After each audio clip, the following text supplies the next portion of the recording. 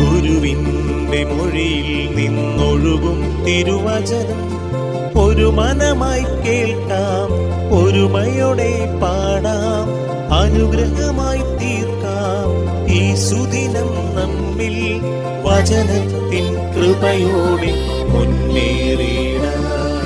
വിശുദ്ധ ലൂക്ക അറിയിച്ച സുവിശേഷം 1-ാം അധ്യായം 40-41 തിരുവചനങ്ങൾ. അവൾ സക്രിയായുടെ വീട്ടിൽ പ്രവേശിച്ച് എലിസബത്തിനെ അഭിവാദനം ചെയ്തു. മറിയത്തിൻ്റെ അഭിവാദനം കേട്ടപ്പോൾ എലിസബത്തിൻ്റെ ഉദരത്തിൽ ശിശു കുതിച്ചുചാടി. എലിസബത്ത് പരിശുദ്ധാത്മാവ് നിറഞ്ഞവളായി. കാരുണ്യവാനും സ്നേഹനിധിയുമായി ഞങ്ങളുടെ നല്ല തമ്പുരാനെ, പരിശുദ്ധാത്മാവ് നിറഞ്ഞവളായി അത്യുന്നതൻ്റെ ശക്തി ആവഹിക്കപ്പെട്ട് പരിശുദ്ധ അമ്മ എലിസബത്തിനെ സന്ദർശിക്കാൻ യാത്രയായപ്പോൾ അഭിവാദനസ്വരം കേട്ട മാത്രയിൽ എലിസബത്തിന് ഉദരത്തിൽ കിടന്ന ശിശുവിനെ പോലും പരിശുദ്ധാത്മാവ് കൊണ്ട് നിറയ്ക്കുവാൻ പരിശുദ്ധ അമ്മയ്ക്കായി.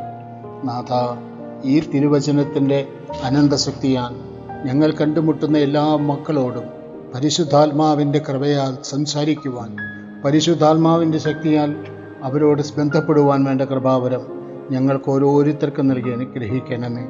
നമ്മുടെ കർത്താവ് ഈശോ മിശിഹായുടെ കൃപയും പിതാവായ ദൈവത്തിൻ്റെ സ്നേഹവും പരിശുദ്ധാത്മാവിൻ്റെ സഹവാസവും പരിശുദ്ധമ്മയുടെയും നിധിമാനായ മറിയൂസേപ്പിൻ്റെ മധ്യസ്ഥവും സകല മാലാഖമാരുടെയും സകല വിശുദ്ധരുടെയും സംരക്ഷണവും നൽകി സർവശക്തനായ ദൈവം നിങ്ങളെ ആശീർവദിച്ച് അനുഗ്രഹിക്കട്ടെ, ഇപ്പോഴും എപ്പോഴും എന്നേക്കും.